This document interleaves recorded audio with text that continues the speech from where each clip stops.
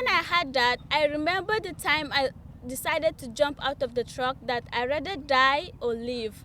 And here am I now, free and continue with my studies. I'm now here to continue with my studies, but my colleagues are still in the hands of the terrorists. I'm pleading everybody in all over the world, and I'm pleading the international community to do all our best to try and bring those girls back to school. And I also want to thank Daddy Emmanuel and Congresswoman Miss Lee and Miss Wilson that went to Nigeria and helped. And I also want to thank Mr. Sloan, the president of my school, those who help and bring us here to school. And I also want to thank everybody that do their best to help the girls that are still in captivity, to help for the issue of those girls. Thank you very much for all that you have been doing, and I pray and hopefully that we will do our best to see that the girls are back to school. And we really want them now, not tomorrow, not day after tomorrow, not next year, but we want them now to come back to school. Thank you so much. Is she going to speak? No. Okay.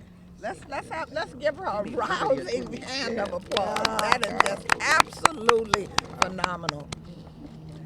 This afternoon at 3 o'clock, we will be having a forum, a briefing from USAID in the Cannon building on the second floor, and they will be letting us know what they're doing to help the victims in Nigeria and to help the government to bolster their army. So we invite you to come to at 3 o'clock p.m. I want to thank all of my colleagues for joining us here today. I want to thank all of the people from the community who have been working with these girls, even those that we have never met. We appreciate it. I want you to know that I personally gave my personal money to this foundation to bring these girls here. If you feel so inclined to be philanthropic, please speak with Saw and ask Saw what she has benefited from coming to the United States, and dig deeply and give to help these young women come to America. And once they get here, let's help them stay in school. Let's help them begin to learn. Can you imagine the courage of still wanting to learn even after all of this has happened to you? So I beg you, I plead you, all of you that are present and in the sound of our voices, we ask that you please help us with these girls. Thank you so much. Any questions? Penny Star with CNS News. Do you know the faith of the girls who were kidnapped? Are they of a diverse faiths? And also, you're talking about international community and philanthropic. What actually is Congress and the Obama administration doing to try to find these girls and rescue them? We have briefings that are coming up that we're asking for, classified briefing, to let us know exactly what the State Department knows about the girls. The President of the United States, as soon as this happened, called on Nigeria, and Nigeria accepted our offer for intensified intelligence and different on-the-ground kind of support for the Army. And when we went to Nigeria, we did meet with the Army, and they told us all of the training that they're doing. And now it's 3 armies that have come together to fight Boko Haram. And with the new president, we're hoping that he will have the political will. That's why we're going on another CODEL to Nigeria. I don't think the first president had the political will to find these girls. I think that the new president has the political will, and we will go back to South Africa to give him his support, our support, and let him know that we're here. Also, we're working on a bill that will be marked up next week that will go to the floor for a vote for them to release the money that was stolen from Nigeria to help these girls and help the victims like the one I told you whose throat was cut, and to help these young girls here as they transition from Nigeria to school in Virginia here. So that's what we. Are there of different faiths that go to the school? Can you answer that question? These are Christians. Mostly Christian. And if I could add something, mostly Christian. The United States was the nucleus for pushing for what is now a military coalition led by Chad to confront. But there needs to be enhanced resources for that military coalition, and Nigeria needs to play, which Nigeria has been on the forefronts of wars to end wars in Africa. They have previously been well trained. It's important to eliminate the corruption so that the military can be invested in and they can be a strong part of dealing with Boko Haram. The resources out of the legislation offered can be some of the rebuilding of the northern state, but the government, Nigeria, must tell the people that they are willing to invest in the northern state and not separate them out from the rest, which is where the openness to Boko Haram came from. So in addition to that, I believe the government, and they established it in the last administration, should set up a victims fund that is real, that works, that is not with corruption, that actually complements resources coming from the United States and the international community. Any other questions? Hannah Husk with Roll Call. This question is for Congressman Jackson Lee. I think you said something about an appropriations amendment. Is that correct?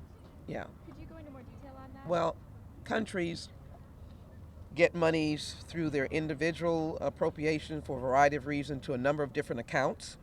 And I'd like to, the amendment we intend to offer is to specifically focus on the ceasing of Boko Haram's activities. And so we're looking to defense and or foreign ops, if you will, to focus dollars on that particular blight in Nigeria.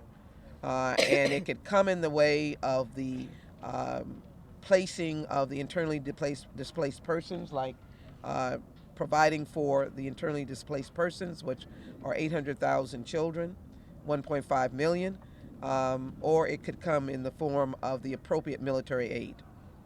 And that is not in the appropriations as we speak.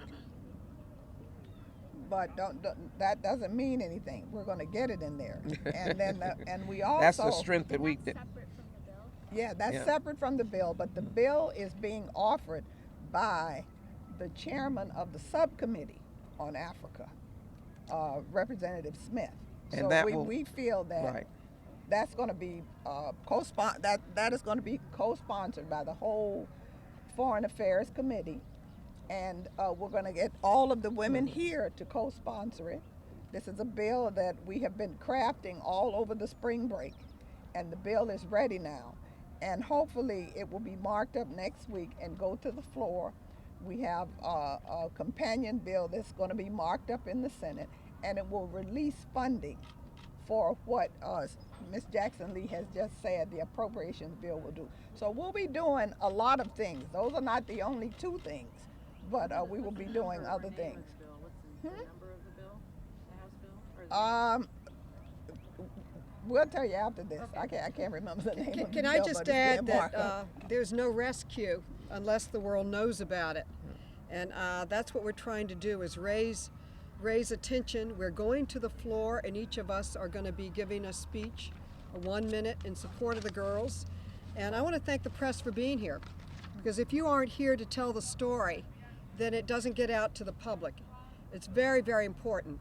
And I want to ask Sheila Jackson Lee and Frederica to lead our two girls up the Capitol steps and tie a red ribbon around one of our columns to remind everybody today as they go to vote that this is what we're working on.